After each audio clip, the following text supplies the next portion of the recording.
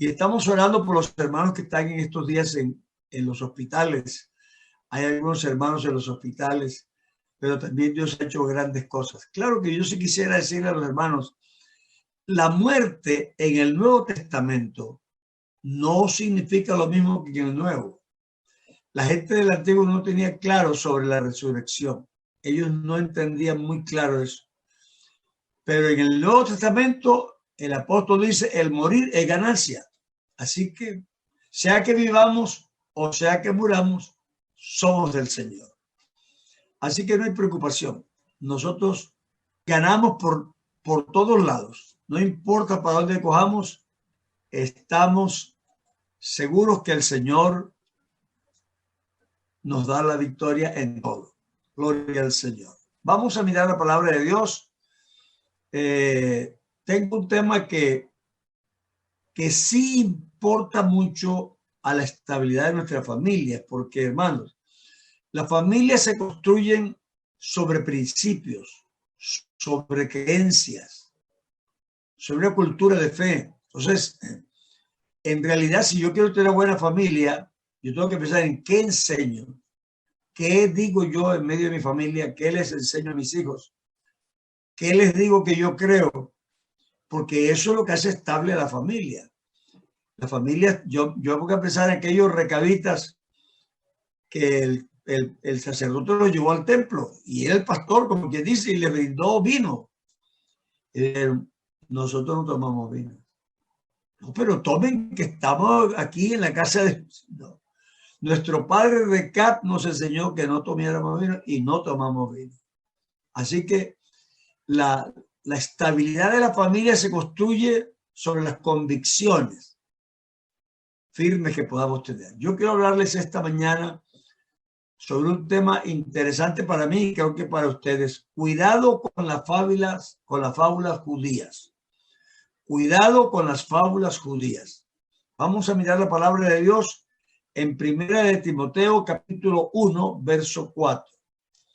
Primera de Timoteo capítulo 1, verso 4. Ni presten atención a fábulas y genealogías interminables que acarrean disputas más bien que edificación de Dios, que es por fe. Así te encargo ahora. Primera de Timoteo, capítulo 1, verso 4. Ni presten atención a fábulas y genealogías interminables que acarrean disputas más bien que edificación de Dios, que es por fe. Así te encargo ahora. Vamos a orar en el nombre del Señor. Soberano Dios, invocamos el nombre de Jesús aquí y ahora. Te damos gracias por la revelación que tú nos has dado. Te damos gracias por esta gran salvación. Te damos gracias por la vida. Gracias por la oportunidad, Señor, que tenemos de servirte, de ser útiles en el reino de los cielos. Gracias a Dios que nuestra vida no se pierde aquí, sino que se gana para la gloria de Dios y que tenemos esperanza para la eternidad. Bendice a nuestros hijos, nuestros nietos, nuestros bisnietos. Bendice, Señor, los que nos rodean, que podamos ser bendición para ellos, que puedan ver en nosotros esa grandeza que emana de la gracia de Dios. Te lo suplico todo en el nombre de Jesús. Amén. Amén. Yo creo que es importante que pongamos las cosas en perspectiva. Israel, el pueblo de Israel, se ha ganado una fama que no se ha ganado, no se la merece. Pero no sé por qué la gente ha desarrollado una especie de admiración religiosa con respecto a Israel. Está bien que Israel es el pueblo de Dios, pero hay que pensar es por qué es el pueblo de Dios y en qué consiste eso de que Israel es el pueblo de Dios. Entonces, se ha desarrollado una admiración inmerecida a un pueblo que no ha obedecido a Dios y que ha rechazado a Jesucristo. Entonces, no veo por qué las personas, sobre todo los cristianos, como leen en la Biblia sobre Israel y leen algunos versículos que aplican mal, ellos han desarrollado una admiración por Israel que no sé, todo lo que Israel hace está bien. No importa lo que haga, todo está bien. Pero es una fama y una admiración inmerecida. Ese pueblo no ha sido obediente a Dios y nunca ha aceptado a Jesucristo. Es bueno que usted sepa que los israelitas no creen en Jesús. Entonces, no sé por qué uno cree que eso es admirable.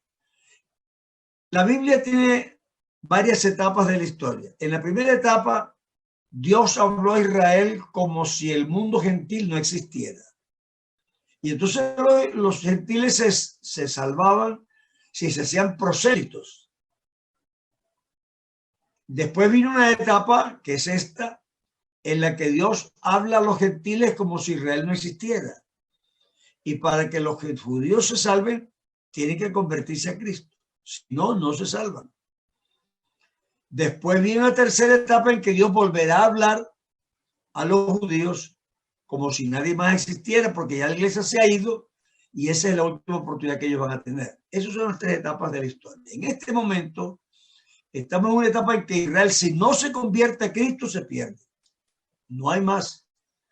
Las promesas que tiene este momento son puramente materiales. Por eso gana mucha plata, por eso hace muchas cosas de este tipo, científicas, pero eso no es espiritualidad, eso son éxitos naturales. Ese pueblo ha rechazado a Jesús. Vea lo que dice la palabra de Dios en el Antiguo Testamento.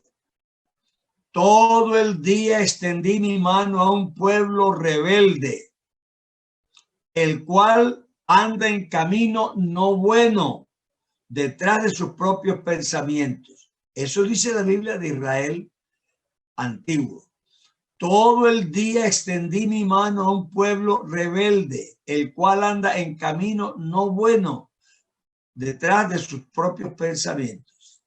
Y dice el Señor en su palabra, paraos en los caminos. Eso se lo dice a Israel.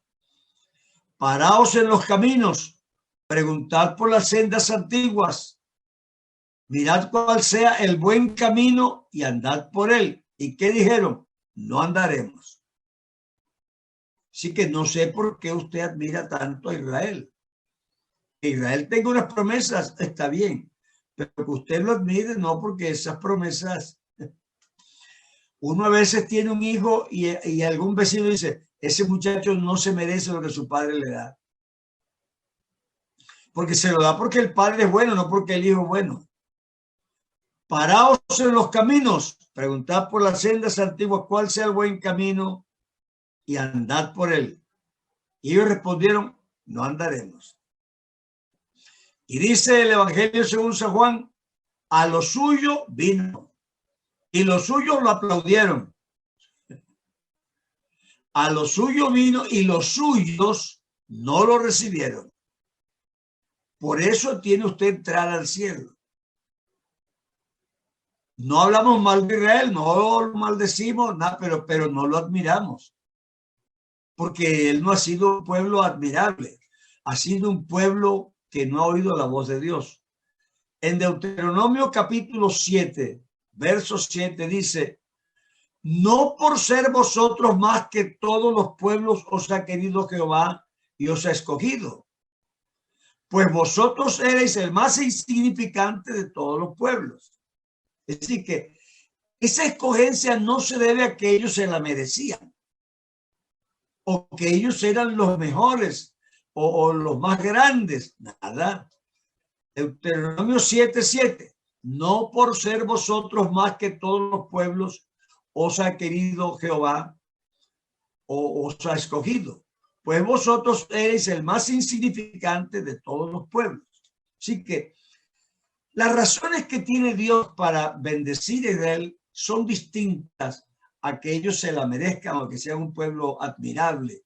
Aquí lo que pasa es que el que es admirable es Dios. Dios es un ser que es fiel a sus promesas. Y él cumple sus promesas. Siempre se ha cumplido. Yo no sé si usted ha escuchado a algún hermano de esos un poquito descarriados que hay en las iglesias. Que él cualquier día se presenta al culto. y se levantan los testimonios. Hermano, gracias a Dios, estuve en este peligro y clamé y Dios me guardó. No porque él era bueno, sino porque Dios es fiel. Clama a mí y yo te respondo. Claman los pobres, los justos, Jehová oye. Y Dios bendice a todos los hombres. Él hace que su sol salga sobre justos y injustos. Es decir, que Dios es bueno. El que Dios te responda a ti y te bendiga no quiere decir que tú eres bueno. Quiere decir que Dios es bueno.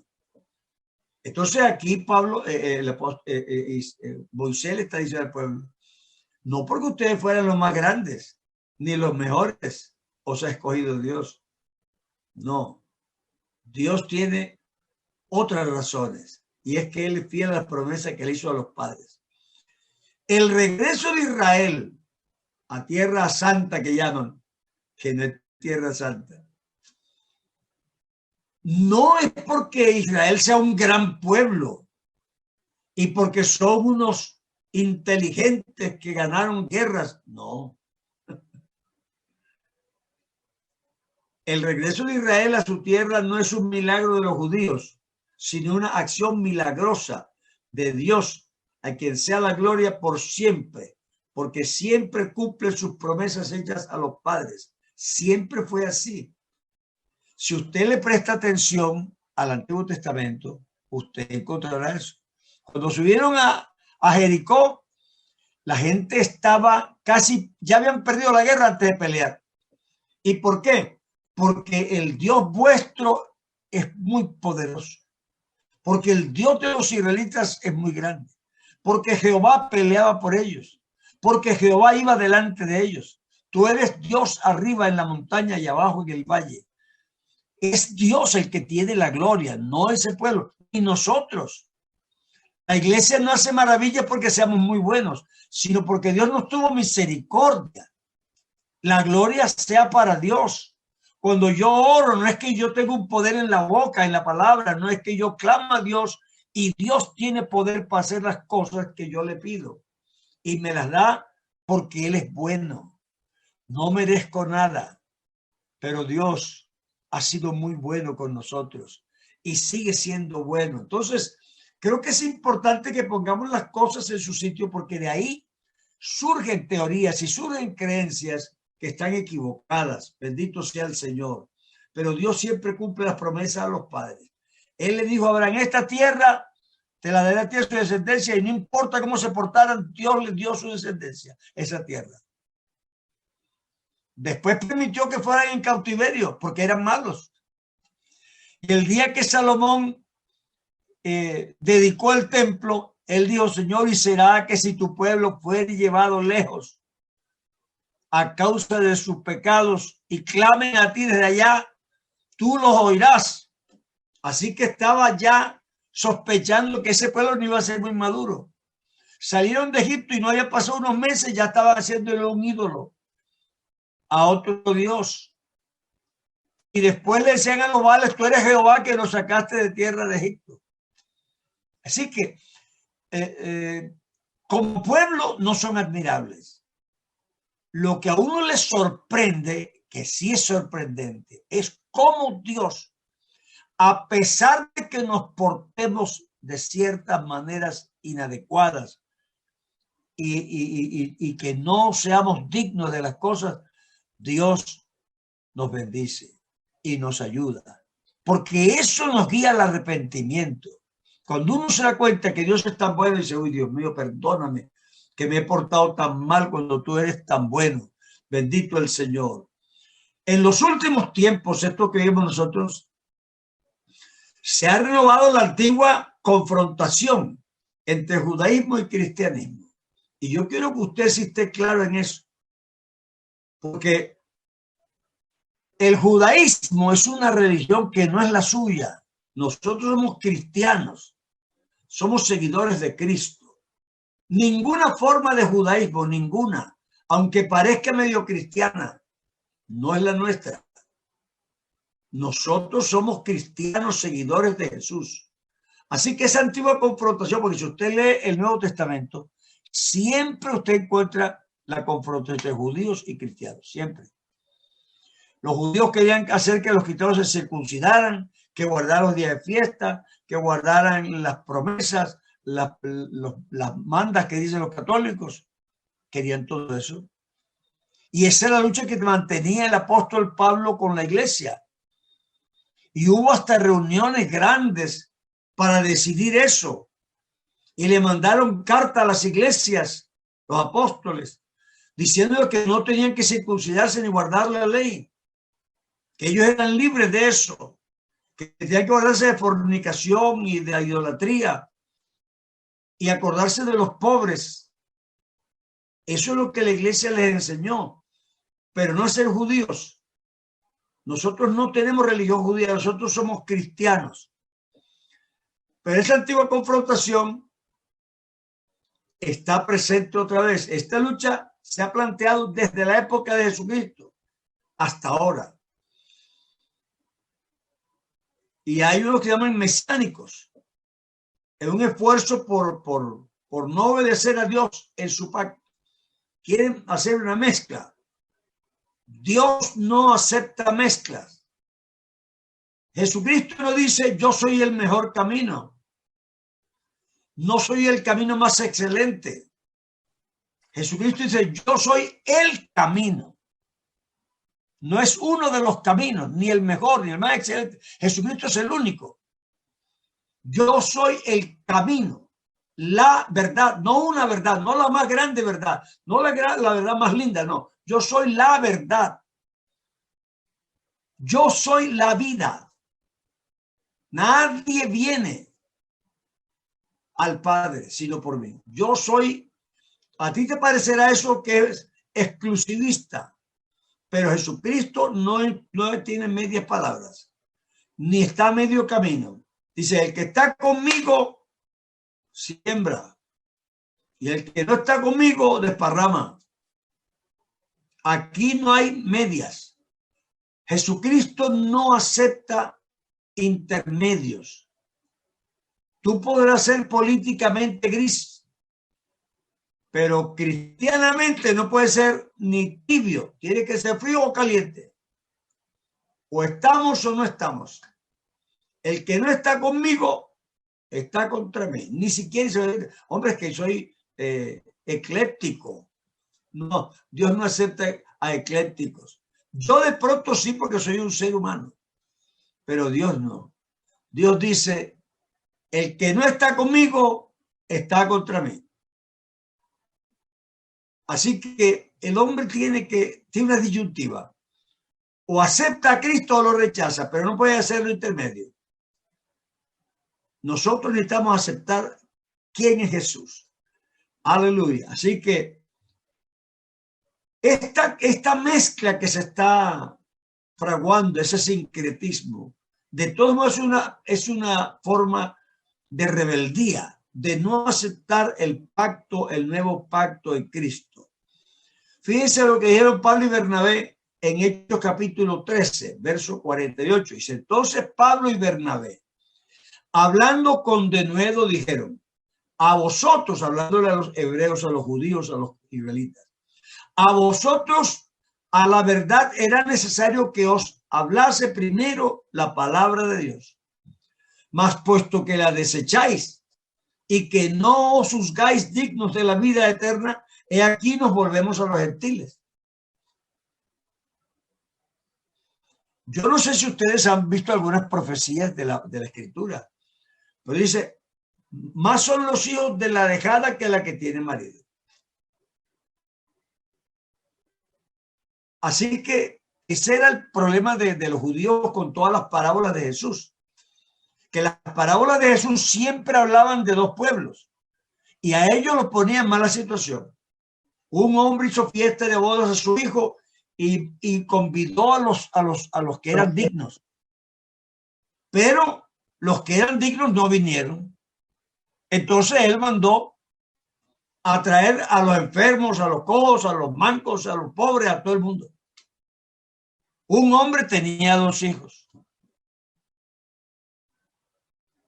El uno le dijo, vaya y trabaje. No voy, pero después se arrepintió y fue. El otro dijo, yo sí voy, pero después no quiso ir. ¿Quién hizo bien? ¿Los que tenían la ley que parecía que eran con Dios o los que no la tenían? Entonces, esas parábolas siempre tienen esa dicotomía. Y los israelitas se molestaban que era por eso, porque se daban cuenta que les estaba chuzando. Pero a los suyos vino y los suyos no lo recibieron. Pero a todos los que le recibieron, esto es, a los que creen que él es el Mesías verdaderamente. Y ahora te diré qué es lo que significa creer en el Mesías. A eso les dio el derecho de tener vida eterna.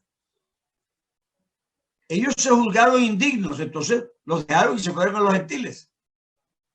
Ahí se le empezó a cerrar la puerta a los judíos en esta época. Segunda de Corintios 3:14. Pero el entendimiento de ellos se embotó. ¿Quiénes son ellos? Los israelitas, los judíos. Pero el entendimiento de ellos se embotó porque hasta el día de hoy, siglo XXI, hasta el día de hoy, cuando leen el antiguo pacto, la ley de Moisés, les queda el mismo velo no descubierto, el cual por Cristo es quitado. Así que tú o estás en Cristo y te quita el velo o tú tienes el velo puesto. Sencillamente. Y aún hasta el día de hoy, cuando se lee a Moisés, cuando leen el Antiguo Testamento y leen la ley, el velo está puesto sobre el corazón de ellos. Pero cuando se conviertan al Señor, el velo se quitará. Cualquiera que te llegue a ti a decir de la ley, tenle lástima porque tiene un velo puesto. No se ha convertido a Cristo. Porque el día que se convierta, el velo se quitará. La señal que no se ha convertido es que te quiere enseñar la ley. De cualquier manera que te la quiere enseñar. Entonces es importante que nosotros, nuestros hijos entiendan eso. Nuestra familia comprendan eso. No sea que en la otra generación tengamos un poco de hijos nuestros que ya no son de la iglesia, que ya no creen en Cristo, que ya no adoran al Señor, porque los dejamos irse detrás de gente que tiene un velo puesto y que no ve. Pero cuando se conviertan al Señor, el velo se quitará, porque el Señor es el Espíritu. Oh, aleluya. Porque el Señor es el Espíritu. Y donde está el Espíritu del Señor, allí hay libertad. Qué cosa tan extraordinaria. Creo que la gente no ha percibido eso. Ellos creen que esto es una discusión sobre letras, palabras. No. Es que aquí hay una verdad trascendental que es importante. Y nosotros no vivimos según las tradiciones. Las tradiciones, como las llama Jesucristo, no salvan. No importa la tradición que sea. Por eso es que tú ves que nosotros somos pentecostales, pero no hacemos fiesta el día de Pentecostés. Porque no es una tradición. Nosotros no somos pentecostales por tradición. Somos pentecostales por una verdad descomunal que sacudió al mundo. Y es que el día que llegó el día de Pentecostés, estaban todos unánimes juntos y cuando menos lo esperaban vino un estruendo del cielo y un viento recio que llenó el lugar donde estaban y se les aparecieron lenguas repartidas como de fuego y fueron todos llenos del Espíritu Santo. Eso es lo que nos interesa a nosotros, no la tradición. Porque en la ciudad ni siquiera hacemos cultivos y el día de Pentecostés es una fiesta de las cosechas. Nosotros no estamos siguiendo tradiciones. No hacemos santas convocaciones en el sentido que hacía en el Antiguo Testamento. Nada de eso. Ni hacemos panes sin levaduras. Algunos quieren que hagamos la Santa Cena con cosas como antiguamente. No seguimos tradiciones. Nosotros tenemos un Dios real, una verdad presente real, una revelación de hoy. Hemos visto, como dice la palabra de Dios, a cara descubierta como contemplando el rostro del Señor. Así somos transformados de gloria en gloria. Bendito sea el Señor. Porque no hay otro nombre dado a los hombres en que podamos ser salvos. Esa piedra que desecharon los hebreos, con todo el respeto, y no lo digo por nada, es que son verdades. La piedra que los edificadores desecharon, Dios la cogió y en contra de esa idea la puso por cabeza del ángulo. Y es cosa extraordinaria, porque no hay otro nombre debajo del cielo dado a los hombres en que podamos ser salvos en el nombre de Jesús. Así que yo emplazo a Israel hoy día y a los judíos, con todo respeto y amor de Dios en mi corazón, a que se arrepienten y acepten a Cristo. No a medias, no haciéndolo parte de una componenda de pactos, no. O cortas aquí y empiezas aquí, o tú nunca vas a estar en ningún sitio. También decía el Señor, bien invalidáis el mandamiento de Dios para guardar vuestra tradición. Le dan más importancia a las tradiciones. Y yo veo hermanos que a veces, hermanos, que vamos a hacer tal, porque así las celebraban los israelitas.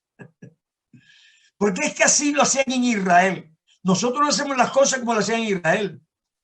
Nosotros estamos enseñando a los israelitas cómo se hacen las cosas con Cristo. Entonces, se compran libros para ver cómo hacían los judíos las cosas. Nosotros no estamos haciendo las cosas como hacen los judíos. Ni el pueblo de Israel es nuestro dechado. Ojalá fuera, pero no lo es. Ellos aceptaron ser cortados porque no quisieron aceptar a Cristo. Y la vuelta no será gratuita. A muchos les van a cortar la cabeza. Les va a costar muy duro, porque la gran tribulación no es para nosotros.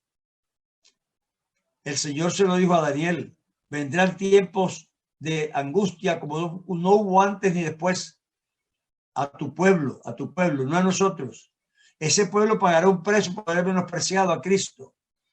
Pero eso no te toca a ti, eso no es para ti. Y no te vayas a ese bando, porque te tocará pasar la tribulación.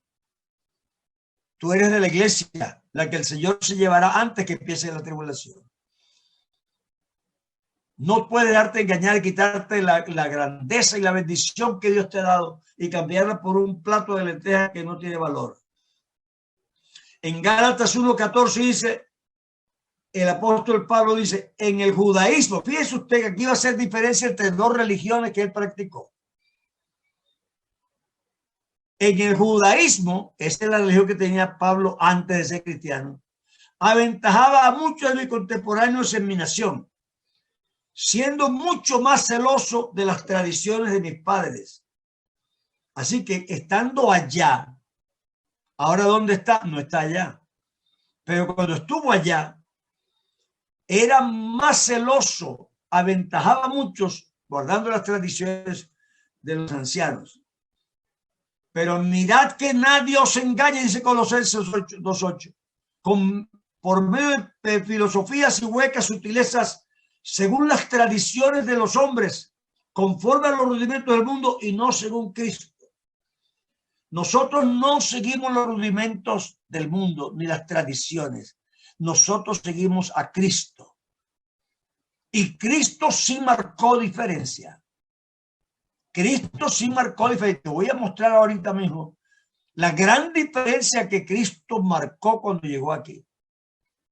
Y que se explica claramente qué es lo que es y qué es lo que no es. Bendito sea el Señor. Dice la Biblia acerca de el sistema mosaico no deja ver la verdad del nuevo pacto, por eso se pone el velo.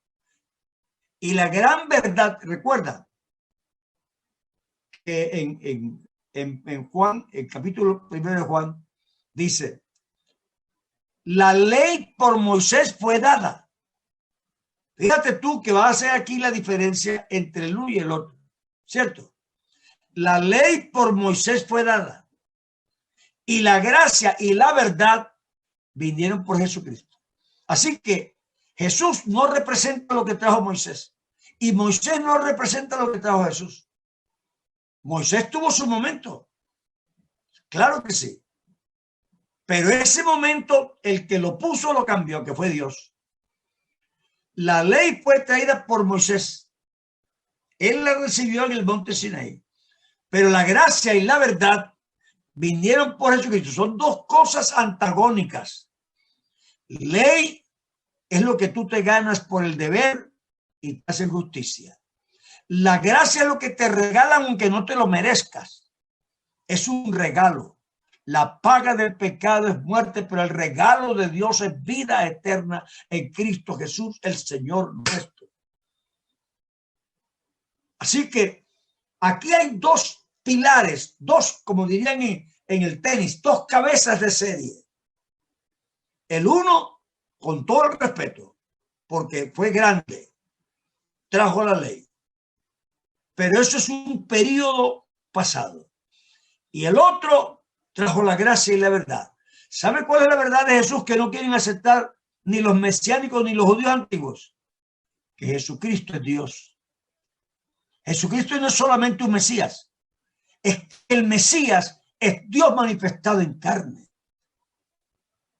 Nosotros tenemos a un Señor ante quien nos arrodillamos, ante quien adoramos. Y si no fuera Dios, eso sería idolatría, por muy santo que fuera. Pero Cristo admitió que se le adorara porque Él era Dios. Y nosotros adoramos porque Él es Dios. Trajo la gracia, que es la actitud de Dios misericordiosa con nosotros, y la verdad, ¿quién soy yo? La gran pregunta del Nuevo Testamento es: ¿quién dicen los hombres que soy yo? Y vosotros, ¿quién decís que soy yo? Aquí el problema no son judíos, aquí es Cristo. Y la gran verdad del cristianismo es que Jesucristo es Dios manifestado en la carne. Aleluya. Y dice la palabra de Dios en Hebreos, el capítulo 8, dice que cuando se habla de viejo pacto, se está dando por viejo el primero. Y lo que se da por viejo, aunque a mí no me guste porque ya estoy viejo también, está próximo a desaparecer. Me guste a mí o no. ¿Sí o no?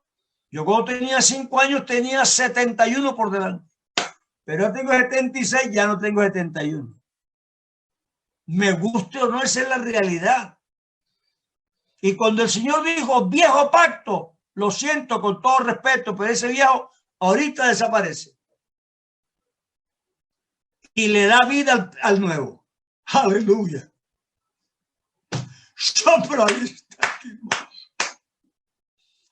Aleluya. Hermanos, qué belleza. Será por viejo el primero y entonces se establece el nuevo pacto. No estamos en mitades, que voy a hacer alguna cosa de allá y otra cosa de acá, no.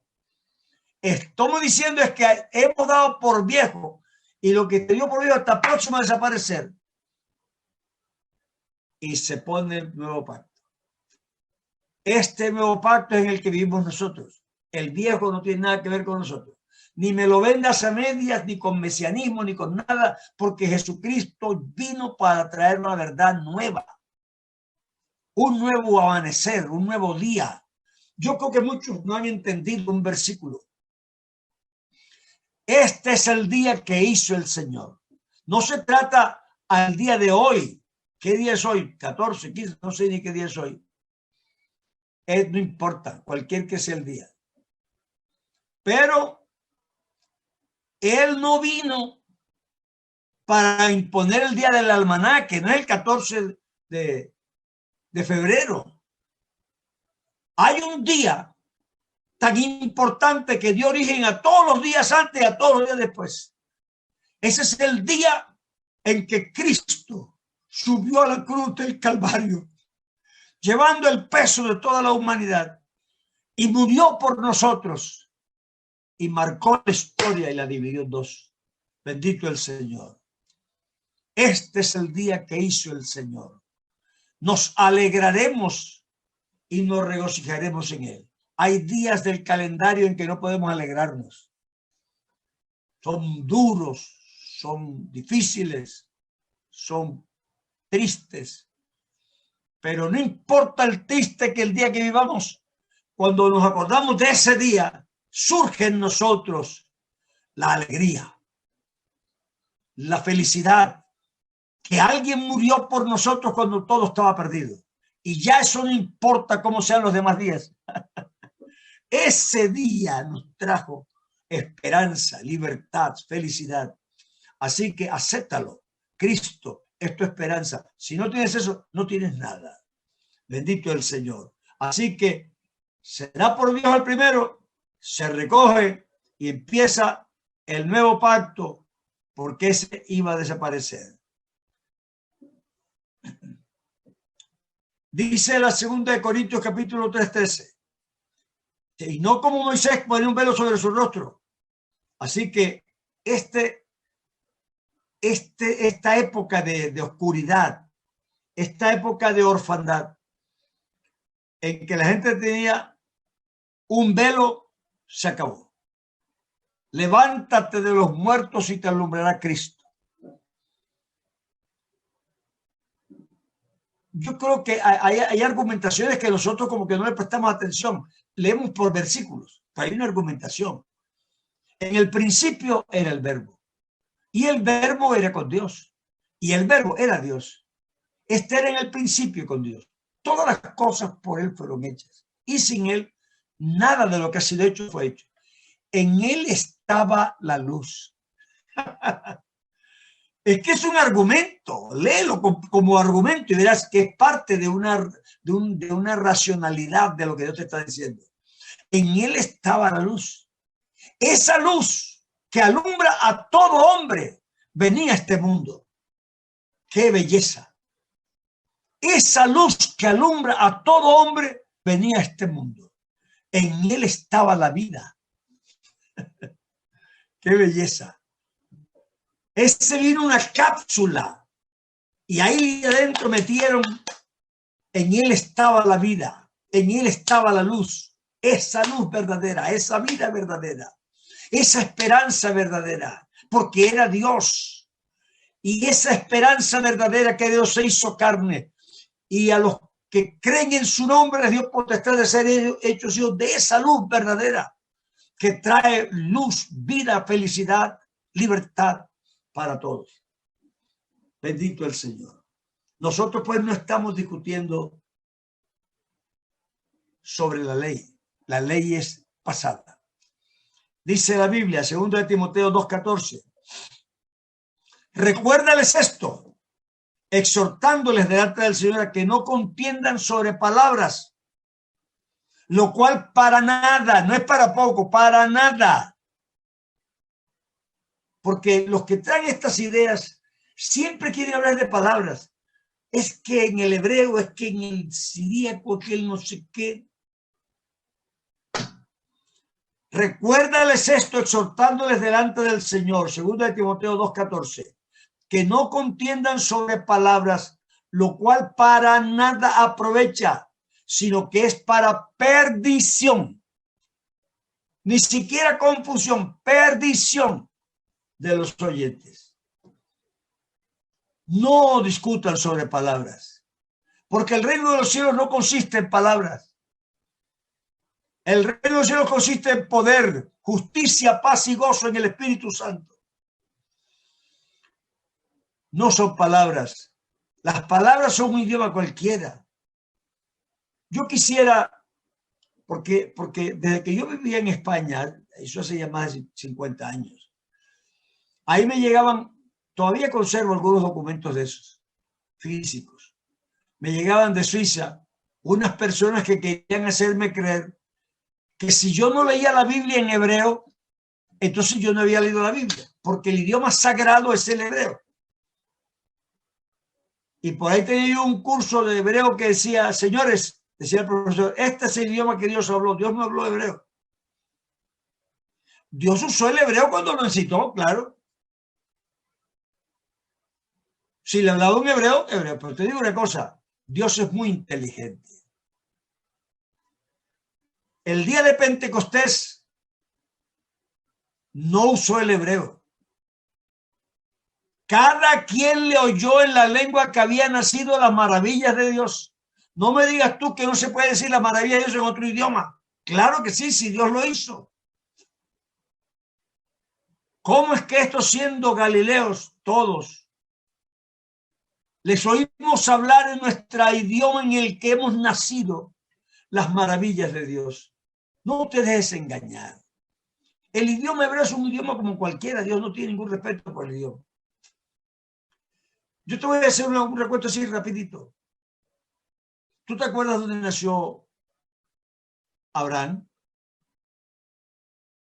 Abraham nació en Ur de los Caldeos. Y Abraham fue el primer hebreo. Así que no tiene salida. Abraham nació en Ur de los Caldeos. ¿Y tú sabes qué es Ur de los Caldeos? Eso es Babilonia.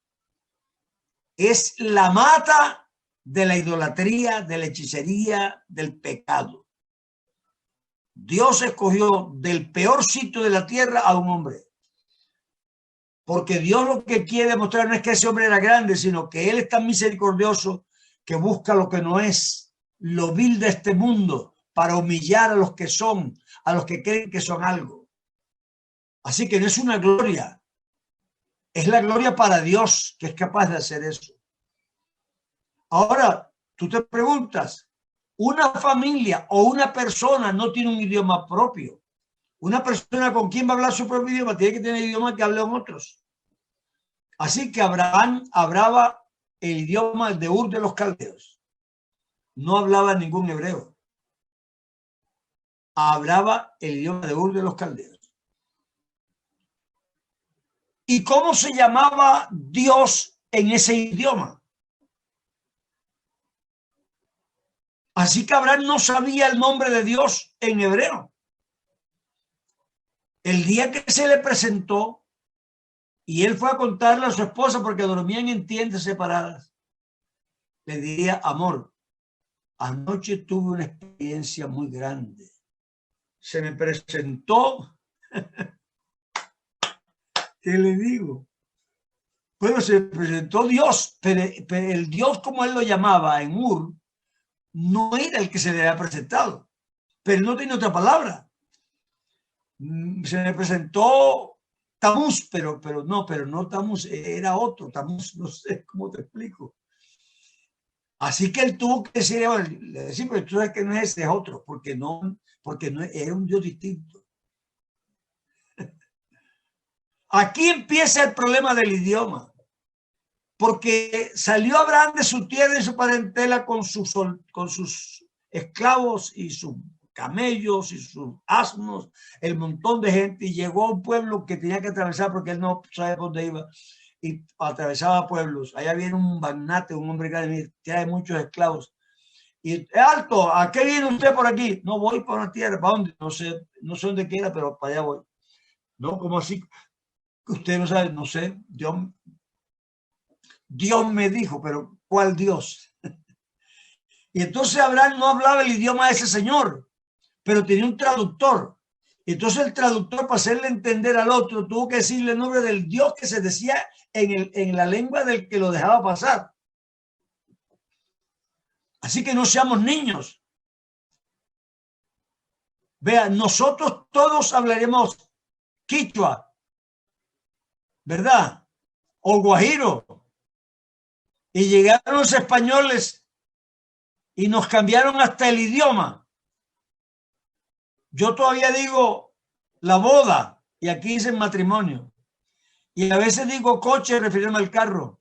Y eso que nada más viví 12 años en España y se me pegaron pocas palabras. Así se forman los idiomas. Entonces, si usted estudia el idioma hebreo, tiene muchas raíces fenicias, caldeas y cananitas, paganas. Cuando él se encontró con el Melquisedec, sacerdote del Dios Altísimo, esa palabra Dios Altísimo viene una palabra que es el Elión, que no es hebrea. Así que esa es una tontería. israelitas, los israelitas vivieron en Egipto 430 años. No me vas a decir que no hay ninguna palabra en ese idioma que tenga origen egipcio, caldeo, moabita. Todos esos pueblos semitas influyeron en el idioma hebreo, porque a Dios no le importa el idioma. Cuando nosotros empezamos a trabajar entre los indios aruacos, nosotros empezamos a traducirle unos coros al aruaco. Y entonces había usado Dulcidoria, Arbabico, Cincunaba, Alcachona. Y nosotros le pusimos tradujimos la palabra Dios con la palabra que significaba Dios en aruaco. Pero resulta que la palabra Dios en aruaco no era la palabra Dios en genérico, sino la palabra de un Dios. Y nosotros estamos cantando a ese Dios. Arbabico no era Dios, era un Dios. Y eso le pasaría a los israelitas también. Así que el idioma hebreo no es santo, ni el idioma es santo. El que es santo es Dios. Su mensaje sí es santo, pero las palabras no. Las palabras son paganas todas. A mí me hace reír a veces los hermanos que se pueden, hermano, que esa palabra no es esa palabra es pagana. ¿Tú has dicho alguna vez la palabra ojalá? Ay, ojalá fuera. Ojalá es una palabra pagana. Es una invocación a Alá. Oh Alá. Tú dices lunes, martes, miércoles, bueno, todos esos son nombres paganos. En portugués es primera feria, segunda feria, tercera feria, no tiene nombres. Primer día de mercado, segundo día de mercado, tercer día de mercado. En castellano todos son paganos. La palabra moneda es una diosa, Juno Monetas. Y le dices cada rato. Y cuando te dan un billete de $1, eres un pagano, lleva la Trinidad ahí encima, ¿no la ves? El triángulo que está ahí con el ojo. Al que no lo botas. Entonces, hermanos, nosotros no podemos permitir que esos argumentos parezcan inteligentes porque no lo son, ni que parezcan sagrados porque no lo son. Son gente que tiene la cábala hebrea metida en la cabeza, que eso es casi brujería, es mágico. Es darle valor numérico, es darle sumando los números, sumando las letras y las palabras. Dios no hizo eso. Nosotros tenemos un mensaje. ¿Qué tal que todos tuviéramos que aprender hebreo para poder ser salvos? ¿Tú sabes cuántos colombianos se perderían? Estarían perdidos todos. ¿Cuántos saben hebreo? Y si nos empiezan a predicar en hebreo, ni sabemos. Y el Señor dijo, id por todo el mundo y predicar el evangelio a toda criatura. No dijo en hebreo. El ejemplo que nos dio en Pentecostés es que se lo predicáramos en el idioma en que ellos habían nacido. Si el hermano Larsen hubiera venido a Colombia y nos hubiera dicho que tenemos que aprender inglés para poder ser salvos, estaríamos todos perdidos. Pero más bien él aprendió español. Así que es importante que nosotros entendamos eso. Jesucristo trajo la gracia y Moisés trajo la ley. Y son dos pactos totalmente distintos y se elimina el uno al otro. La ley tiene un fundamento. El que haga estas cosas vivirá por ellas. La gracia tiene un fundamento. El que cree estas cosas en su corazón y las confiesa con su boca, vive. No te gustará, bueno, ese es tu problema. Pero es así.